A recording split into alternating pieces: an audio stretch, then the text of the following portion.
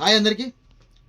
దేశంలో తీవ్రవాదం అనేది ఎంత నేరమో లంచాలకు అలవాటు పడి లంచం తీసుకునే వాళ్ళు కూడా అది కూడా ఒక తీవ్రమైన నేరంగా పరిగణిస్తున్నారు కూడా. ఎందుకంటే ఆర్థికంగా వాళ్ళకంటే వాళ్ళ సంపాదన కంటే అక్రమంగా సంపాదించే వారిపైన కూడా ఏసీబీ అనేది ఎప్పటికీ ఒక డేకను వేసే ఉంటుంది. అవునా? రైట్. ఈ ఏసీబీకి సంబంధించినటువంటి విషయం ఎందుకు వస్తుందనంటే, నిజామాబాద్లో దాదాపుగా ఏం తక్కువ లేదని చెప్పేసి 60 కోట్లకు పైనే ఆయన ఆస్తులే దాదాపు 300 కోట్ల పైగా ఆస్తులు సంపాదించాడంట.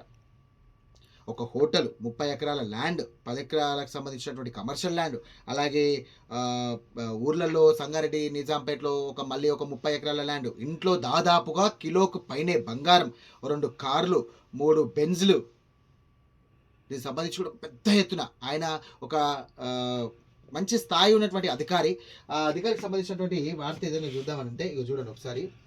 ఏసీబీ సికింద్రాబాద్ బోయినపల్లిలో ముగిసినటువంటి ఏసీబీ సోదాలు మహబూబ్ నగర్ అదనపు రవాణా కమిషనర్ కిషన్ నాయక్ ఇంట్లో పెద్ద ఎత్తున కూడా అక్రమంగా ఆస్తులు ఉన్నాయని చెప్పేసి అందిన ఫిర్యాదు మేరకు ఏసీబీ అధికారులు దాడి చేశారు. కిషన్ భార్య బ్యాంకులో దాదాపుగా చాలా డబ్బులు ఉన్నాయి. దీనికి సంబంధించి కూడా ఆ డబ్బులను కూడా ఫ్రీజ్ చేశారు. 1.34 కోట్లు ఫ్రీజ్ చేసినటువంటి ఏసీబీ అధికారులు.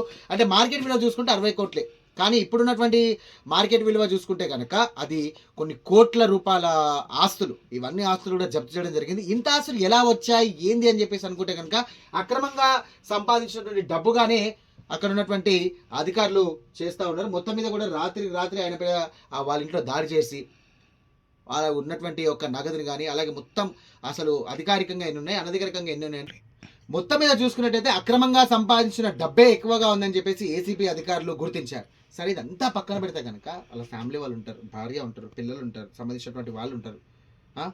ఎక్కడి నుండి వస్తుంది ఇంత డబ్బు, ఎలా సంపాదించారు, ఎంత సంపాదించారు, ఏ ఒక్కనాడని అడిగితే బాగుండు కదా. ఇంత డబ్బు సంపాదిస్తున్నావు, మనం అసలు ఇంతగానం ఆస్తులు కూడా పెడుతున్నావు, ఎక్కడి నుండి వస్తున్నాయి, ఈ ఇంతగానం డబ్బు నీకు ఎక్కడి నుండి వచ్చిందని చెప్పేసి ఏ ఒక్క రోజైనా ప్రశ్నిస్తే కనుక ఎలాంటి ఆ క్వశ్చన్కి ఆన్సర్ అనేది దొరుకుతున్నాయి కదా. ఒక అదనపు రవాణా కమిషనర్గా పనిచేసినటువంటి ఒక కిషన్ నాయక్ ఇంత పెద్ద మొత్తంలో డబ్బులు సంపాదించి అక్రమంగా అటు ప్రభుత్వానికి చెల్లించకుండా ఇటు కేంద్రానికి చెల్లించకుండా అక్రమంగా ఆస్తులు సంపాదిస్తే ఎలా, ఎంతమందిని మోసం చేస్తే ఇంత డబ్బు సంపాదించవచ్చు.